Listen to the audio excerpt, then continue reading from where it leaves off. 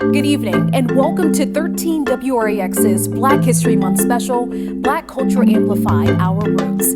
I'm Brittany Hardaway. I'm sure you've heard the saying, if you don't know where you've come from, you don't know where you're going. So tonight, we're taking a look back and tracing our roots all the way to the motherland.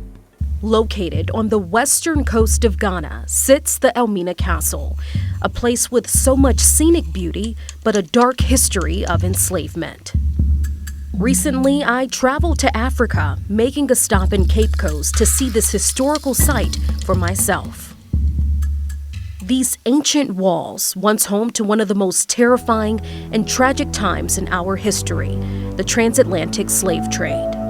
According to the Equal Justice Initiative, between 1501 and 1867, nearly 13 million African people were kidnapped, forced onto European and American ships, and trafficked across the Atlantic Ocean to be enslaved, abused, and forever separated from their homes, families, and cultures.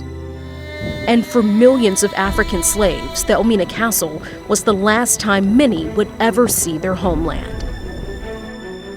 Nathaniel Afori, a tour guide for the Elmina Castle, walked me through showing the male and female slave dungeons. This is where Africans will be held for months awaiting transport. While Europeans lived in luxury on the upper levels of the castle, the dungeons were cramped and filthy, piled with hundreds of enslaved Africans at a time, not even enough space to lie down. The conditions so bad, diseases like malaria and yellow fever were all too common. Due to the heightened risk of disease, captors would travel alone, leading to a dark history of abuse for African women. But when the Europeans came here, they never came along with their wives. Because at that time, the coast of Africa was termed as a white man's grave. Rather, they were abusing the women, the various dungeons here. The governor with the position was standing at the balcony here. That way the soldiers to brought all the women into the courtyard there. After the governor selected a woman, she would be washed here and taken through a secret staircase that led directly to the governor's chambers to be abused. But some of the women refused not to obey the governor, so they punished them. Let's see the punishment they gave. This cannonball, weighing 77 pounds, just one of the brutal punishments. Those who refused not to obey the governor, chains or shackles was connected to the cannonball here with your hands or your legs. You'll be standing here raining or shining without giving food or water. This was the grim reality for African slaves, living in deplorable and unsanitary conditions.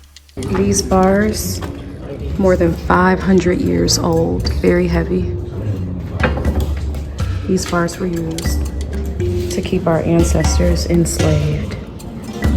Taken from the coast of West Africa and sold to European slave traders, the last view for many enslaved Africans, the door of no return.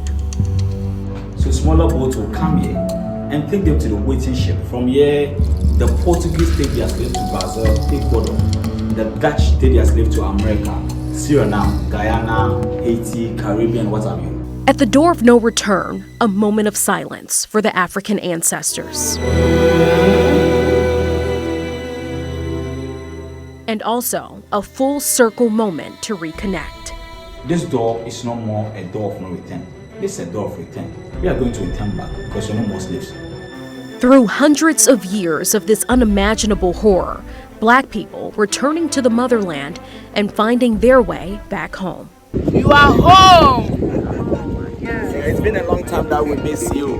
That is why. I just finished my tour of the Elmina Castle, and the experience was amazing. I learned so much about my African ancestors, so much about the pain and the struggles that they went through. So it was just amazing to see it so up close and personal. Roots are the ankles to our existence. So during my trip to Ghana, I felt it was important to really trace my roots. So here's the tube. About 8 weeks before the trip, I took a DNA ancestry test and waited to reveal my results at the very place my ancestors stood, surviving years of terror and cruelty. These are my results. Brittany is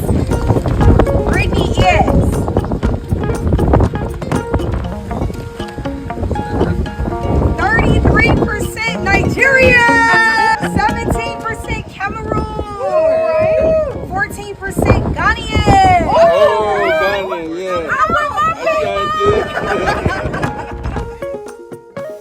This was one of the most fulfilling moments, overcome with happiness because beyond the ancestry results, I know I am my ancestors' wildest dreams manifested. They hoped and dreamed of liberation, to be treated with respect and dignity. And although that did not happen for them, their sacrifices made way for a better today and tomorrow. In the everlasting memory of our ancestors, may those who died rest in peace. And may those who return find their roots. And may humanity never perpetuate this injustice against humanity. And we, the living, uphold to this.